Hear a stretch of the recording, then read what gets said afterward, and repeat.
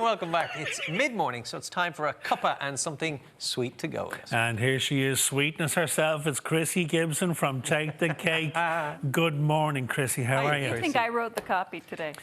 Well, you didn't. So, hi, good morning. We have an ingredient that some of us aren't familiar with this morning, chocolate. How are you going to work that into a recipe? I'm fascinated to know. This guy. I'm doing these today for you, mister. Now, listen. I tell you. That's a recurring line. These are for you, Simon. Yeah, right? Is he but she does them sometimes to annoy me. I'm putting coconut in this. Yeah, but you're having this chocolate in. Oh, yeah. Extra cinnamon today for you. So we are making chocolate chip cookies because they're so good. Oh, yeah. And this is a classic Nestle Toll House recipe. The thing is, though, that I've got an increased amount of flour because our flour over here is quite different. Oh, really? So, yeah. All right. We're going to start with 225 grams of softened butter. That's a half a pound. Just make sure it's nice and soft before you get going. We're good to go. So we're adding 170 grams of castor sugar to it. You can also use granulated sugar. It doesn't matter. Just some kind of white sugar. And this will literally cut up your butter. It will whip it up as it goes. A lot of times you'll find that in baking recipes, it'll request that you add the white sugar first, and that's why. White sugar fluffs up butter quite nicely. Oh, okay. So give that another minute. Whip it up nice and smooth and fluffy. And then we're going to add 260 grams of light muscovado sugar, okay? Now, we've made cookies together on the show before, and I always mention that when you add a bit more light muscovado sugar, you'll get a chewier cookie. Altogether, we're adding 430 grams of sugar. I do 170 white, 260 light muscovado because I've got a thing about soft cookies. Yeah, these aren't going to snap like a traditional biscuit, and these are chewy, baby. So if you are a strict crispy cookie person, increase the white sugar and decrease the brown sugar. Just do 430 total. Okay. So whatever your texture, you can be accommodated for. And there's another trick to making soft cookies, which we'll get to in a minute.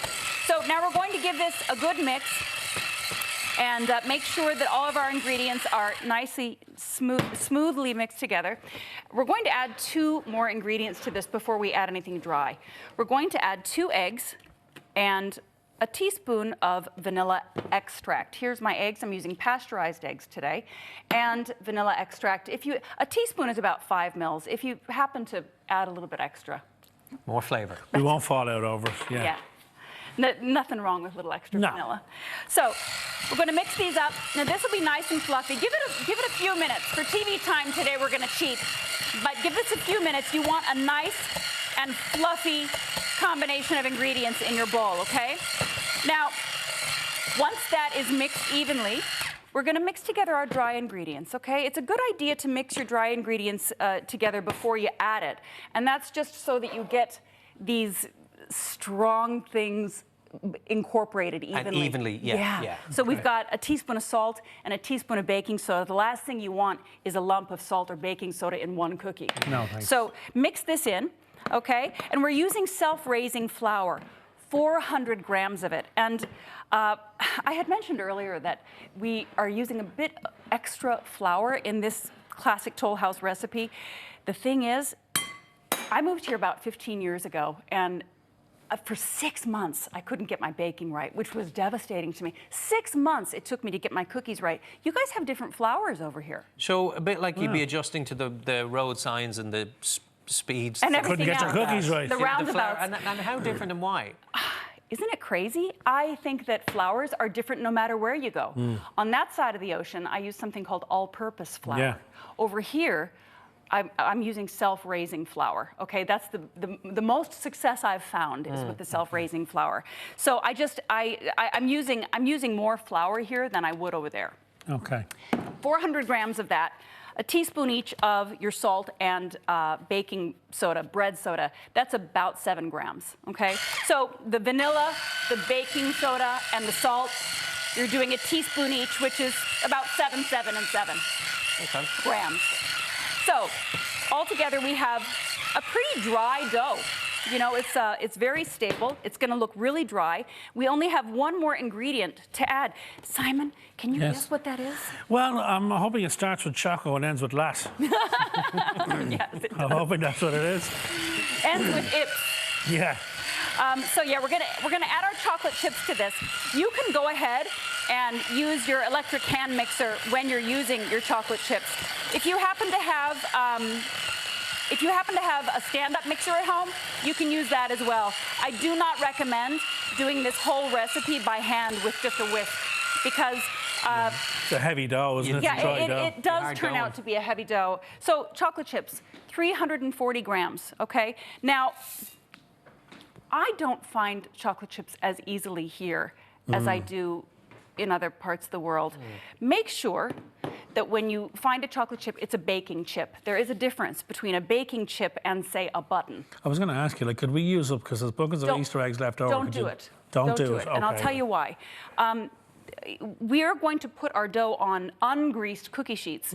If you're using just buttons, Yeah. they're going to melt all over your tray. Okay. You're going to have a mess. The bottom of your cookie is going to be burned chocolate. So try and find proper baking morsels, okay? Oh, okay. If they are a little bit white, if they look a little bit, no, I'm not saying white chocolate, but if they look like they're frosty, that's okay. Yeah. Okay? You want chocolate chips that are meant for baking. They should not be hard to find. Okay. Okay, so now we have our dough. And you preheated the oven, Krissy, to what temp? Are you cooking them low? 160 Celsius. Nice and low. And we're going to bake these, as you know, I like a chewy cookie, okay? So we're going to bake these for maybe 7 or 8 minutes. Wow. And if you like a crispy cookie, another thing that you can do to cheat is just bake it a little longer. So maybe go even 10 minutes. Yeah, you can go 10 minutes. And you know something else? If you, you know what? I've got one in the oven. There's somebody at the door. Look. Oh, I'm glad I took them out. They're well done. Gosh. These are crispy boys. Okay, so I they're like crispy. You like These crispy will be- ones, do you? I do, yeah. These will be for you, Aiden. So we're going to put these in. The other 63 are for me.